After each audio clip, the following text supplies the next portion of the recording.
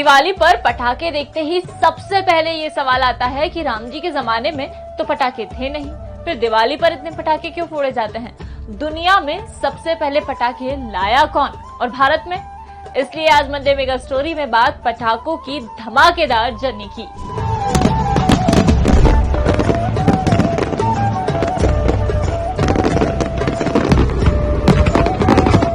पटाखे चाइना का माल है, मतलब चाइना की देन है। सबूतों के अनुसार लगभग 2200 साल पहले चाइना के लुयांग में पटाखे फोड़े गए थे। ये पटाखे बांस की छड़ी होती थी जिन्हें आग में डालने पर तेज आवाज आती थी। चाइना में माना जाता था कि इस आवाज से डरकर बुरी आत्माएं, विचार और दुर्भाग्य भाग जाएंगे। आप सोच रहे होंगे कि ये तो बांस वाले पटाखे थे, फिर वो पटाखे कहां से आए जो हम इस्तेमाल करते हैं? इसके पीछे भी चाइना ही है। 19वीं सदी में कुछ चीनी सैनिकों ने पहाड़ से पीले रंग की मिट्टी लेकर एक बगीचे में डाली, जहां पहले से कोयले के कुछ टुकड़े पड़े हुए थे। दूसरे दिन तेज धूप निकली और एक धमाका हुआ।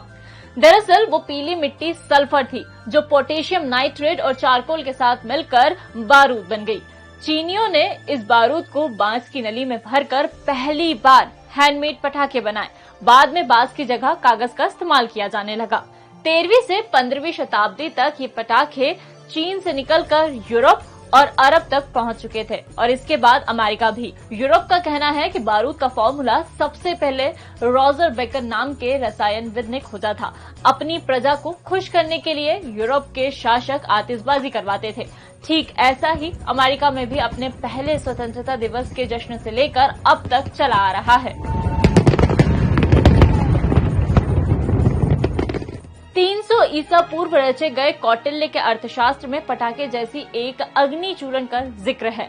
ठीक ऐसे ही 18वीं शताब्दी में लिखी गई वैशंपायन की नीति प्रकाशिका में भी ऐसे चूरण का उल्लेख है। लेकिन हमारे यहाँ कभी भी पटाखे परंपरा नहीं बने। दरअसल जब काबुल के सुल्तान बाबर ने मुगल सेना के साथ 1526 में दिल्ली पर हमला किया तो उसके पास बारूदी तोपें थी, जिनकी आवाज सुनकर भारतीय सैनिक डर गए थे। भारत में पटाखों की सोच एक बंगाली धर्मगुरु लाए थे। नाम था अतिश दीपंकर। उन्होंने पटाखे बनाना चीन, तिब्बत और पूर्व एशिया से सीखा और 12वीं सदी में इसे भारत लेकर आए। मुगलों के साथ भारत में पटाखों का चलन शुरू हुआ। कई पेंटिंग्स और किताबें इसका जिक्र करते हैं।